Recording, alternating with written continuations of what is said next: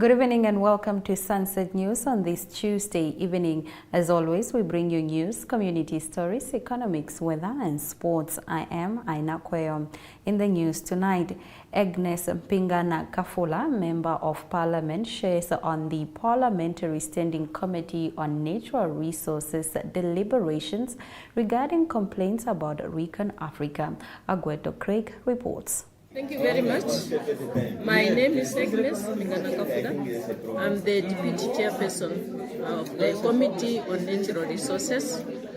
However, this morning we interact with the petitioners who came to petition on the issue of Recon Africa. There were some issues that were raised. The issue of environment, the issue of contamination of water, the issue of the conservancies, the animals that are being chased away because of the drilling and the whole processes in the Kavango East region. However, we as a committee tried to put up a program where we went to the communities to interact with them for fact findings. And those fact findings that we're now sharing with the petitioners concerned. And this, after our fact findings, we have also compiled a report with the recommendations. And the report was already tabled in Parliament. Therefore, it was just for us to share with them our findings and so that at least they understand what is at the ground through this committee. Therefore, we really appreciate their coming. Hence, we cannot say that we have done 100% job, but I must say that 95% of our work was very much effective because we interact with the community members, we interact with the traditional authorities, we interact with the councillors in the region, and also with many other stakeholders like the Minister of Environment and Tourism, the Minister of Agriculture, the Minister of Mines and Energy. All those people, we interacted with them, and our report was formed up by the information that we have established during our discussions with all those relevant stakeholders. Therefore, we really do appreciate for them being here this morning, and we are looking forward to have more interactions again.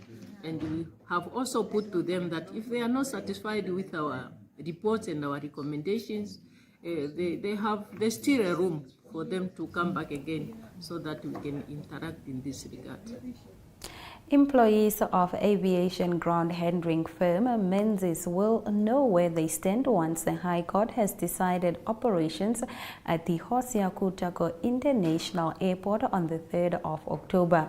Its country manager for Namibia, Emil Smith, said Menzies is challenging the process into the awarding of the ground handling contract awarded to Paragon and has approached the High Court in the meantime. Smith had been quizzed on the future fate of the company's employees while it is embroiled in a legal battle for Namibia Airports Company over its eviction of the Hosea Kutako International Airport as ground handling services firm. Save for some employees' resignation, Smith said the company currently employs 116 individuals. Menzies was evicted from Hosea Kutako International Airport on the 19th of August and replaced by Paragon Investment Holding, which is currently a joint venture arrangement with Ethiopian Airlines as the ground handling company. Menzies has been providing ground handling services since 2014 but failed in its appeal against Namibia Airports Company's request for it to vacate the premises so that Paragon can take over the operations. Menzies signed a 5-year contract with the airport in 2014 to provide ground handling services at Hosea Kutako International Airport. Moving over to our next story, residents of Onamutanga village in Onganjera have not received their drought relief for 9 months and counting, despite the government's extension of the program in Omusati, Kunene and Erongo regions. Additionally, 21 million Namibian dollars has received cabinet approval for the current drought relief program. There are 429 villagers who all lamented about the hunger in the village and how they feel ignored by the authorities and have been left to suffer in a democratic state. The villagers also said Onamutanga remains under development with little to no improvement for the past 33 years. Cementing the concerns of his people, village headman Kalote Shengela said they are faced with numerous challenges which need urgent intervention from the government. There is serious hunger. The person that was tasked with our drought relief program is not saying anything, said Shengala. The small social grant they receive from the government are all they have to live on, he continued, adding that there hasn't been enough rain for them to have anything to eat from the fields. Moving over to our next story, the governor of Erongo region, Neville Andre, said Arandes is rising to become a beacon of hope for Namibia to champion greener and eco-friendly charcoal production in Namibia. Andre made the remarks on Monday at the inauguration of the Green Charcoal Namibia, the largest charcoal factory in Arandes. Andre also extended a word of gratitude to the local leadership for their foresight to relentlessly search for opportunities to diversify and unlock the local economy. The mayor of Arandes, Risto Kapenda, said that the inauguration ceremony of Green Charcoal Namibia is not only of regional but national importance. According to him, the Arandes Town Council added a corporate social responsibility component to the contrast of Green Charcoal Namibia, being the establishment of 2 playgrounds for the town of Arandes valued at 440,000 Namibian dollars.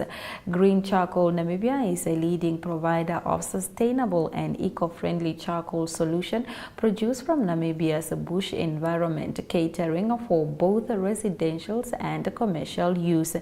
It will also produce 8,000 tons of FC certified briquettes per year. This means that about 14% of Namibian charcoal exports will be produced in Arandes. In our story of the day, watch as the state veterinarian explains why a decision was made to put down the 5 dogs after the break.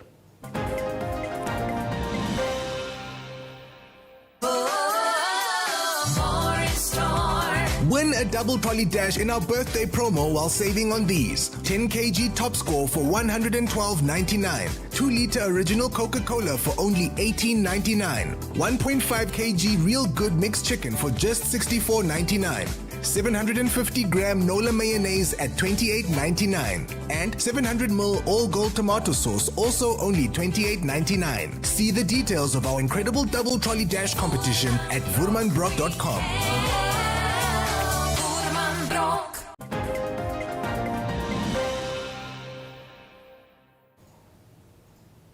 In our story of the day segment, watch as state veterinarian Herman Nelson, responsible for Oshana region, explains why a decision was made yesterday to put down 5 dogs which attacked and killed a man at Oshakati on Sunday and injured another man on Monday.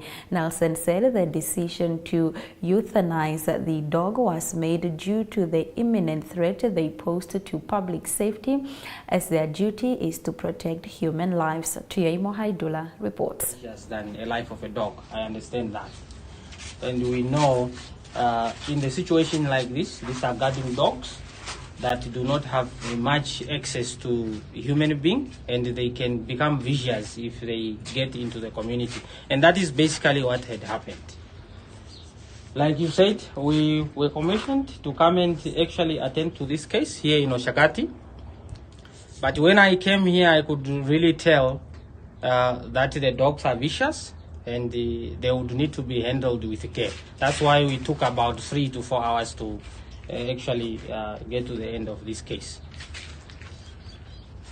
Our duty as veterinarians is to end the lives of any dangerous animal humanely, and that is what we did without causing any harm, because it is actually the misunderstanding or the miscommunication between how the dog was trained and how it is behaving in the community. Like we said, if they were not used to being in the community and you have access, like I understand they dig out of the yard and cause injuries. Unfortunately, we have lost the life of a human being in that state. So we used the medicine to put them to sleep. The 4 dogs, the German Shepherd and Rottweiler cross. They are actually cross. They are not purebred. But if there is any other concern, but what we will do for documentation purposes from the state point of view is to test these dogs for rabies. I would give you a preliminary results just on the observations of the signs when I came here that this dog will test negative for rabies. But we need to document it. After the break, we return with community news.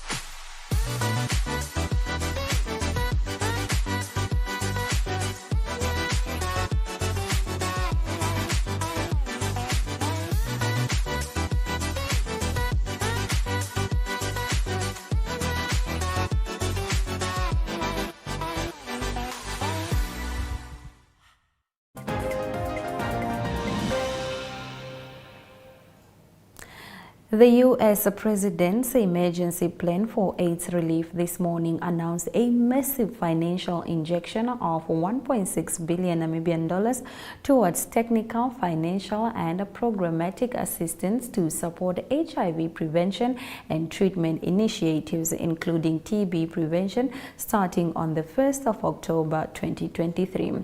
PEPFAR Country Representative Cheryl Omoroso said the initiative aims to end HIV and AIDS as a public health threat by 2030. Elizabeth K. Seb reports.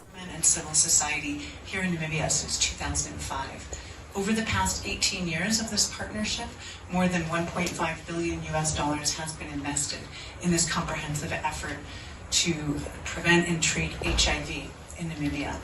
Globally, the PEPFAR program remains the single largest commitment by any country ever to address a single disease. In the upcoming year, the PEPFAR program will be focusing on closing the remaining gaps in population and geography to ensure that health equity is achieved, and working towards ending AIDS as a public health threat in the country by 2030. As the country reaches epidemic control, PEPFAR is aligned with the National Strategy for HIV, the National Strategic Framework, to support sustainable actions and quality standards for HIV and TB prevention, care, and treatment in all of the regions of the country. For our fiscal year, which begins October 1st, we'll be supporting the HIV-TB response with over $88 million of technical, financial, and programmatic assistance to Namibia. And that's over $1.6 billion Namibian dollars. Economic news coming up after the break.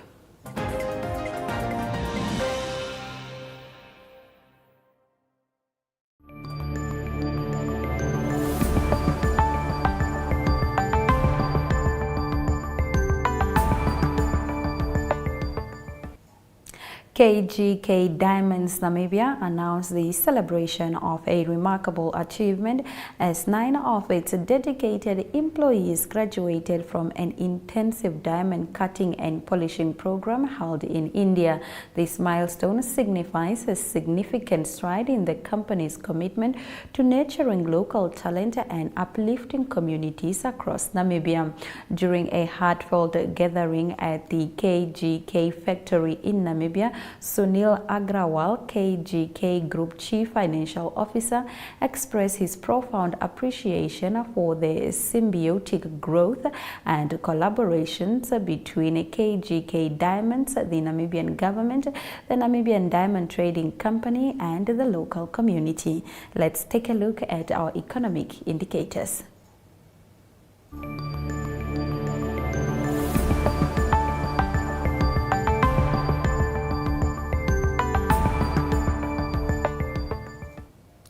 The Namibian dollar trades for 23 Namibian dollars 13 cents to 1 British pound, 20 Namibian dollars 12 cents to 1 euro, 19 Namibian dollars 3 cents to 1 US dollar. All commodities have dropped: gold with 1.20%, platinum 2.65%, copper 0.70%, while Brent crude oil is at 0.09%. After the break, we take a look at the international news. Stay with us.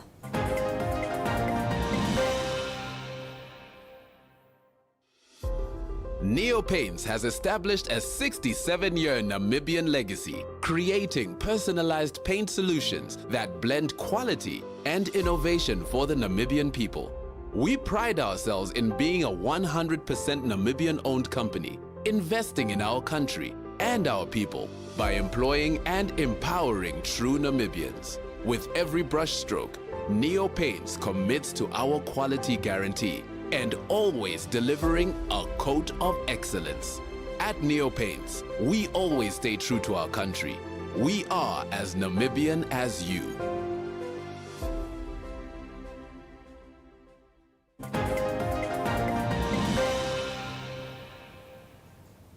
In international news tonight, senior U.S. official announces emergency aid for Karabakh Armenians and urges Azerbaijan to help. We know that there are injured civilians in Nagorno-Karabakh who need to be evacuated, and it is essential that the evacuation be facilitated by the government of Azerbaijan. Given the scale of the needs that the people of Nagorno-Karabakh are facing, today I'm announcing that the United States will provide $11.5 million in humanitarian assistance. Have a look.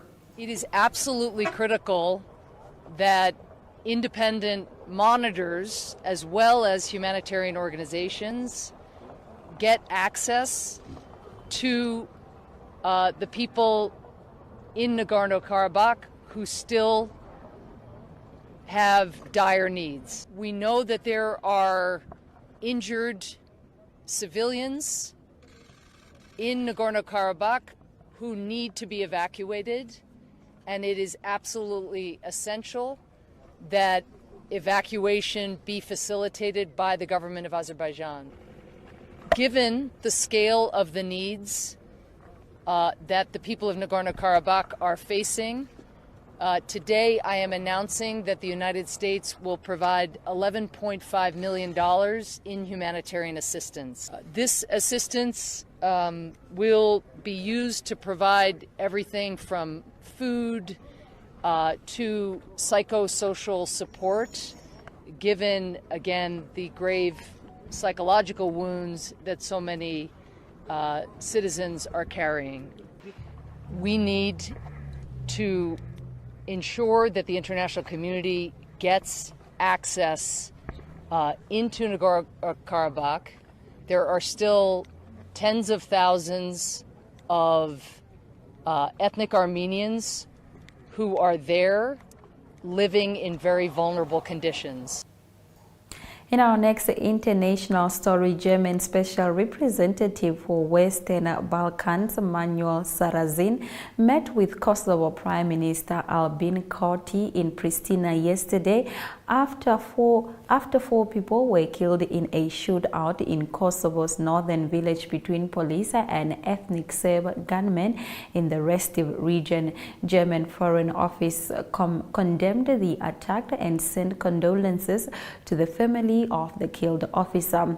Kosovo police units and armored vehicles moved in to secure and search a village in northern Kosovo on Monday, a day after the gunmen stormed the village of the Bajaska, battling police and barricading themselves into the Serbian Orthodox monastery. Have a look.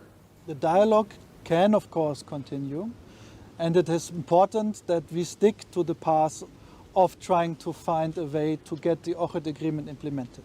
What I hear in Belgrade and in Pristina is that it said Ohrid agreement is a cornerstone and a milestone, and it can lead into a very positive direction of relations. But of course, we see that in the moment it is not successfully implemented. And I think this is not the moment to stop trying getting Ohrid agreement being successfully implemented. It's the opposite. Well, we try to do our best to show that in the end, we are friends of the Western Balkans. We want to have all 6 Western Balkan countries in the European Union. And this is a path which will lead through the dialogue and coming onto terms on this. And my Chancellor was very clear on that when he was visiting Pristina 1 year and 3 months ago. And I think that this is clear on that. But of course the political culture and the political decision making cannot be done by Germany. We can only support our friends in doing the steps. But as I said before, today is, I think, not the day of discussing this only. Today is the day of expressing solidarity. Let's have a look at our sports package courtesy of Sports Rep.